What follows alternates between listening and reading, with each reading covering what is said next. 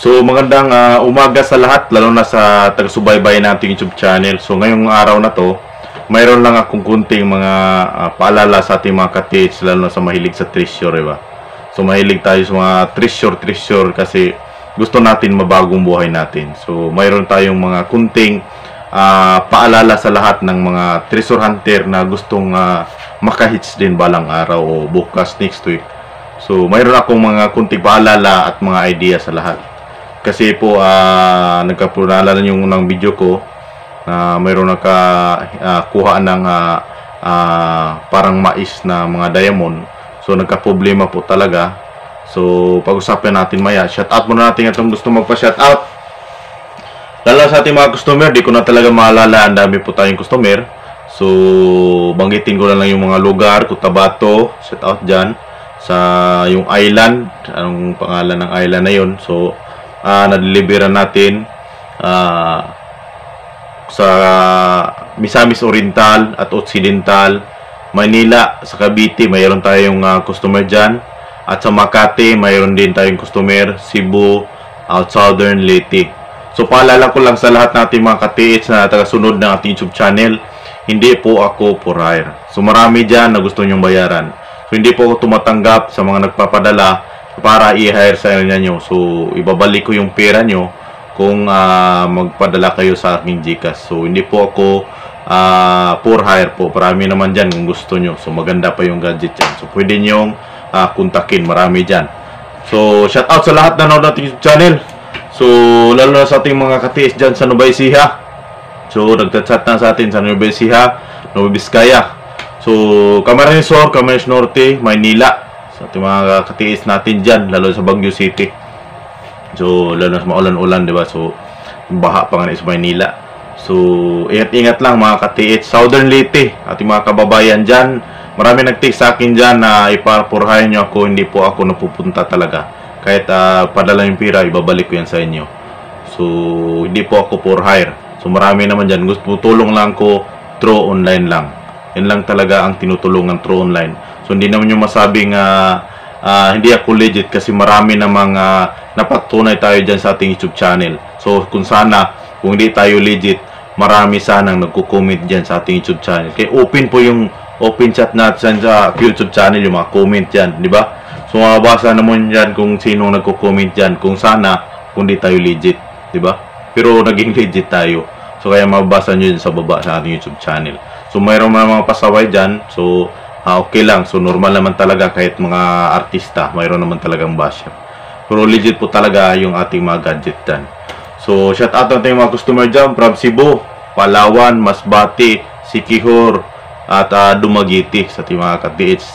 So, kunting ingat-ingat lang. Lalo sa ating hater dyan para wala pang Palawan. Palawan City. So, shout out sa ating hater dyan from Palawan. So, nakakuha lang ng small tae lang yung nakuha nila. So, Mindanao naman tayo from Cagayan, Butuan, Agusan del Sur, Surigao del Sur, sa Mati, Tagum, Davao, Sarangani, Jinsan, Cotabato, Lanao del Norte at saka Lanao del Sur. So, ito yung Tawi-Tawi. Baka makalimutan na naman, mag-chat naman yung sa Tawi-Tawi City. So, sa kariman dyan sa Tawi-Tawi, sir, explore nyo mga gilid-gilid sa dagat. Pero wala naman akong masyado narinig dyan na maraming treasure. So, explore nyo lang. So, sa ating mga ka-TH na nanood natin YouTube channel, marami po talagang mga katanungan sa ating mga ka-TH. So, una, sasagutin natin ating mga ka-TH, maraming nagtatanong tungkol sa mga locator. Ang mga locator kasi, lagi ko itong pinaulit-ulit sa inyo talaga. Laging ulit-ulit. Hindi kasi kayo nakinig. Ang locator, ginagamit yan pang-locate kung saan ka banda maghukay. Yan ang tamang paggamit at proseso ng mga locator. Kaya tinatawag siyang locator. Diyan ka banda maghukay. Ibig sabihin, ginagamit ang mga locator kung saan ka banda maghukay. Tama o mali? Ang tanong, pagdating sa ilalim, sir, ano na bang gadget gagamitin? Maraming gadget gagamitin dyan. Kung okay lang sana, kung mapira ka, pwede naman kang bumili ng mga scanner. Huwag na yung mamahalin, kat yung mura lang yung scanner. Kasi, ang purpose mo dyan, sa pag-i-scan sa ilalim ay makikita mo yung kung ano maging possible trap. Hindi naman ibig sabihin na yung scanner makikita yung gold. Huwag lang sana magalit yung iba. Pero yan ang totoo. Hindi naman makikita sa scanner ang gold. Tama yan. Yan narinig nyo. Hindi talaga makikita. Possible lang. Metallic high value yan tawag nila.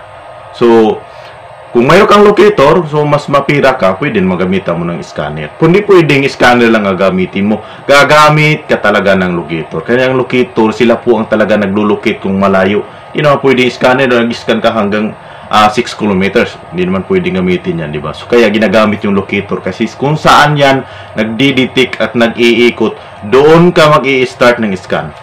Halimbawa, sir, kung wala kaming scanner, napakaganda rin kung wala kaming scanner kaya mayroon naman tayong mga mababang price lang tulad ng mga metal detector o mayroon naman pinakababa dyan yung mga aura meter, yung talagang kapos. Pero napakaganda naman rin mga aura meter. Ang nakahirap sa lahat kasi mayroong halong negative yung mga isip nila. Yung mga scanner, sir, kung halimbawa makabili tayo dyan, makakuha, nauna na yung isip nila. Parang negative na. So kung gano'n ang isip mo, sir, isipin mo na lang, magtrabaho ka na lang. Huwag ka na lang pumasok sa treasure kasi hindi pa buo yung pangarap mo, hindi pa buo kung anong maging saksi sa buhay mo. Kailangan mo yan, buo yung sarili mo. Kung mayroon kang pangarap, para kang nag-iipon dyan. Nag-iipon. Pero di mo alam kung kailan mapupuno yan. Kasi hindi mo naman talaga alam kung magkano yung pera na hinawakan mo araw-araw. Parang treasure yun yan. Di mo alam kung bukas next year o pangalawang next year pa rin yan ka maka-hits. Pero okay lang, at least malaking pera naman. Hindi naman maliit. Hindi naman masama yan. Maka-hits ka na ng mga giveaways kahit 500,000, 1 million. Hindi na masama yan. Kahit makakuha ka sa 1 taon o 2 taon. Kasi ang inisip sa ating mga treasure hunter kasi barita-barita eh. Bukas kukuha na eh. Barita-barita. Pangarap nila makabili ng sasakyan, makabili ng malaking bahay. Yun kasi ang inuuna nila sa isip. Hindi pa sila nakakuha. Hindi naman kayo masisisi kasi naranasan ko yan dati. Pero ito yung maging payo ko sa lahat. Kung gusto mo maging isang treasure hunter, tanggalin mo yan yung mga barita-barita, yung mga sasakyan at saka yung bahay sa isip mo. Yan ang naging bara sa pangarap mo. Kaya minsan tuloy, imbis malapit ka na sa deposito. Kaya tulad sinasabi, 1 dangkal na lang sana. Kasi yung naging positive yung isip mo, nilason ka sa mga kasamahan mo, kakilala mo, iniwanan mo. Tama na sana yung hukay mo. Sumunod ka sa kasamahan mo, lumihis pa. Naging drifting man, yun na sana, naging matuwid. Straight na yung hukay mo, lumihis pa. So dapat nila, sir, yung detect ng locator, so ang detect kasi ng locator, ganito yan eh. Lahat ng lupa is hindi magkapareha talaga. Kung saan yung malambot, doon sumisingaw yung tawag nating aura. Halimbawa pa, medyas yung malambot, dumiritso ka, kasalanan mo yan. Sabi mo, dito kasi dumitik yung locator. Tandaan mo kasi yung mga sign sa ilalim. Napaka-importante talaga yung mga HTM sa ilalim. Napakaganda. Pero di ko talaga lahat kabisado yung mga sign kasi sobrang dami. Hindi naman ako perfecto. Hindi naman ako 100% na talagang 100% na decoder. Diba? Pero mayroon din akong kunting kaalaman bilang treasure hunter. So, ilang taon ako umakyat sa bundok. Diba? Ilang taon ako umakyat. Kaya napag-aralan ko, mayroon akong 4 na hapon na samahan dati. 4, sinasamahan ko yan. Bakit sinasamahan ko sila? Kahit walang bayad, nagbahabaon ako ng buwad at saka bigas sa pagkain. Gusto kong sumama. Bakit? Anong naging purpose ko? Yung strategy nila, yung mga diskarte nila. Talagang yung sa kanila mga tinitira talagang pulido. Huwag tapul-tapul ba sa Bisaya? Huwag tapul-tapul, sil-sil yun. Doko, ang ilang tuhod, maabot na silang suwang bag sumilsil ba? Kugihan kayo. Mugawas na sila, lain na sila batasan mga katiits. Sa Tagalog pa, iba yung mga ugali nila. Pag sinabing, halimbawa sa atin, pag sinabing alas 12, kain na tayo, di ba? Sa kanila, wala. Hanggang mapagod sila, saka pa yun aakyat. Hindi talaga yung, alas 12 na, aakyat na ako. Nakapasok ka lang ng isang 30 minutes, aakyat ka na kasi kakain na. Hindi iba sila. Talagang antayin nila kung mapagod sila, saka sila aakyat. So, ganun mga katiits. So yan po ang mga may sasabi ko sa ating mga katiits, lalo na sa mga nagduduha. Mayroon pong iba dyan na ginagawa ako Madam Auring, pinahula ako sa mga site nila na talagang kaya sinasabi ko sa iyo kailangan ng gadget kasi yung ano ang likod natin, doon kayo ipapaditik. Hindi naman ako Madam Auring na dyan ka hukay mo yan dyan. Hindi mo pa yan naditik kung mayroon bang atak o wala, diba? Marami dyan, sir, saan bang itong sign, sir, nasaan ba nakalagay yung deposito? Hindi naman tayo kasama dyan sa pagbaon. Diyan sa atin, possible site. Maganda kung mayroon kang gadget dyan. Ay, lang yung payo ko sa inyo eh. Huwag mo akong gawing Madam Auring kasi hindi naman tayo kasama dyan sa pagbaon. Hindi naman tayo manghuhula. Talaga sa atin, dapat pasok. Dapat pasok yung 5. Una, sign. Hanapin nyo talaga yung sign. Kung gusto nyo makahit sa mga ka-TH, hanapin yung sign. Huwag yung maghanap ng walang sign kasi napakahirap talaga maghukay. Alam nyo yan. Maghanap ko yung sign para 100% sure ball. May sign, ibig sabihin mayroong deposito. Pangalawa, kumpas. Huwag mo lang ditik. Sobrang excited eh kasi mayroong kang gamit. Napakagandang gadget. Wala ka namang kuha. Kumpas. Decode. Pagpasok na sa lahat para di ka maging mapagod bago ka magditik. Yan ang pinakmaganda. Kasi pag ditik, inuuna mo, napapagod ka dyan. Nawala ka sa balanse. Minsan, nauuhaw, nagugutom ka na kasi sa sobrang ditik mo. So, una? Sign. Pangalawa, kumpas mo. Didecode natin na maayos at ididitik mo. Ano ba ang panglima, sir? Ang panglima, ito yung pinaka-importante. Yung tawag nating tisdig. Kailangan natin itisdig yung site natin pagdating ng 2 and 3 meters. Kung anong sign makikita natin dyan. So yun po ang magandang may payo ko sa inyo sa ating mga katiis. Kung ikaw ngayon nanood na ating YouTube channel at hindi ka naging na positive o negative, handaan mo pa yan. Tibayin mo sarili mo. Mas maganda yan, huwag ka muna magtitiits. Ang pagtitreasure parang ano yan eh, parang sugal. Hindi naman ibig sabihin, nagtitreasure treasure hunter ako, bunta sa bundok, yayaman na. Hindi. Mayroon tawag nila sa yan, tawag na tiis muna. Sacrifice muna bago mo yun makuha. Okay lang sana, o pangalawang henerasyon na to, pinakaunang henerasyon pa tayo nagtitreasure. Sure ball yan, aakyat ka ng bundok. Pagbalik mo sa isang linggo, nakahits ka tataga. Marami pang giveaways dati. Pang ilang henerasyon na tayo. Diba? So, mahirap na makahanap ng mga gandang giveaways. Minsan, yung mga sign, wala na. Banlas na. Bahaan na, natabunan na. Sa Tagalog pa, wala. Natabunan na. Diba? Mayroong mga Tagalog kasi manood ng ating YouTube channel. So, pangalawa, naging disappointed po ako dahil po ang ating katiits na ulong sinasabi ko sa inyo na nakakuha ng mga parang mga diamond na butil na ilang taro yun, 2. So, kinunta ko yung tauhan ko. Sabi nila, talagang nadisgrasya talaga siya. Iwan ko ano nangyari. Pinutol talaga yung paa niya. So, talagang kaya sabi ko sa inyo, ingat talaga kayo. Kahit hawak mo pa yung item na yan, hindi mo alam kung anong maging patibong niya. Mayroong mga lason yan eh.